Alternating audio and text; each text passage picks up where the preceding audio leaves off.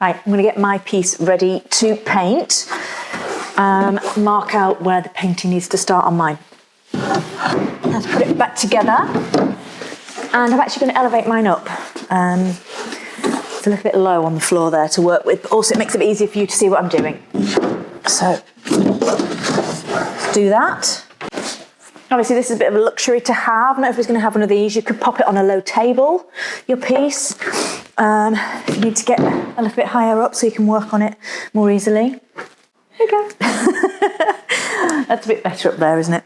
But one thing you've got to watch out for, and this is a good example, is the alignment of your piece. This is why I always put the doors back in, the drawers back in, and everything together. All of the screws in the hinges, because that can actually affect how the doors line up. Put it all back together before I start doing anything with design and mapping out where I'm going, because I need to make sure everything lines up properly. It's very rare that I can do a design flat on a table. There are some instances, but mostly I want it all sitting in the cabinet. These cabinets may have shifted and moved over time, so you need to work with what you've got.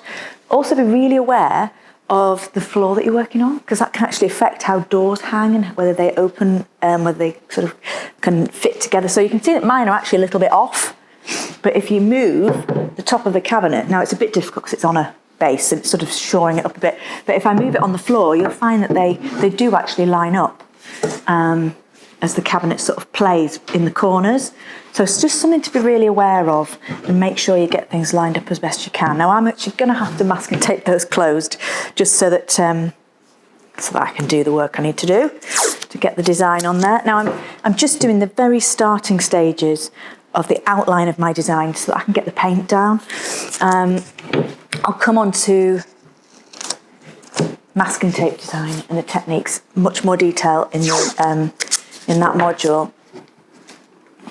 But this is just part of me getting set up to paint. I might need to put a little bit there to stop them drifting open.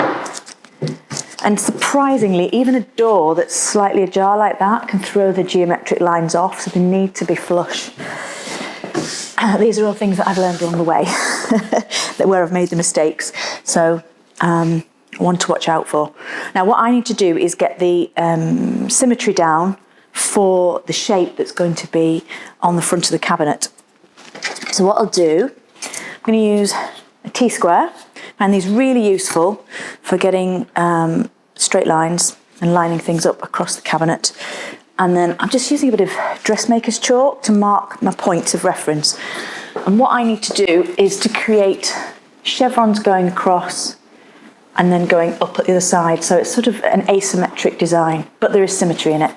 And all I really want to do is to get the bottom part of it marked out, because that's going to be solid black, and then that'll allow me to paint across the bottom of the piece and any of the areas that will be solid black. The design's then going to fade towards the top, so we'll have the main masking tape design in the middle, and then I'll be doing a sort of a whitewash effect to the top, which I'll work out as I go along. So just for now, I just need to set up my masked off area for painting. I'm just going to use this to measure, get the right way around,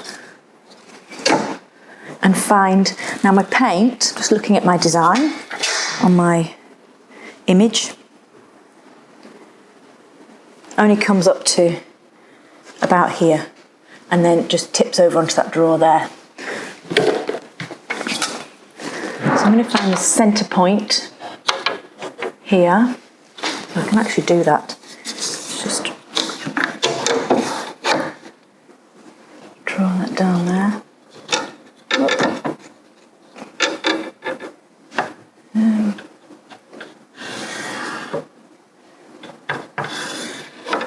Just check that's actually straight.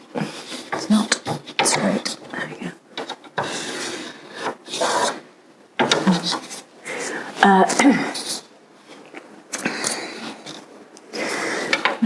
I'm just going to find the centre point of this side, so I can just come out the row.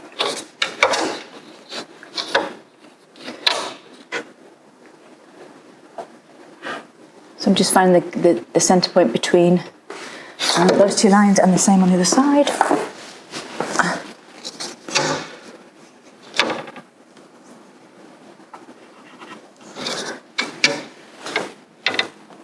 Actually, yeah, needs to be slightly different sizes from one side to the other. This is why using your eye as well as measurements on an old piece of furniture is a good idea. So now I'm just going to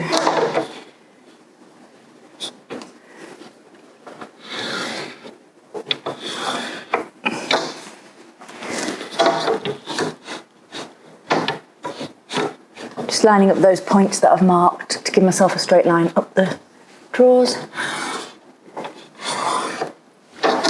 Obviously I can take that all the way up for when I start to do the rest of the design. I'll take that up further, but I don't really need it all there just for now. That one's not terribly straight, but that's okay. It's these points that I need to measure the most.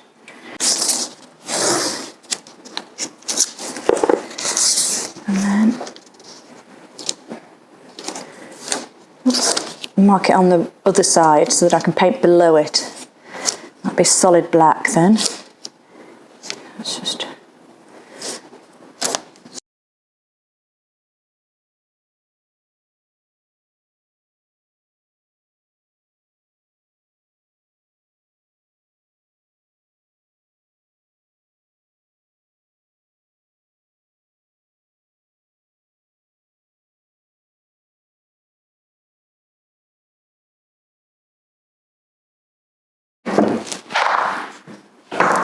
I'm just going to mask off along the bottom so I get a nice clean edge.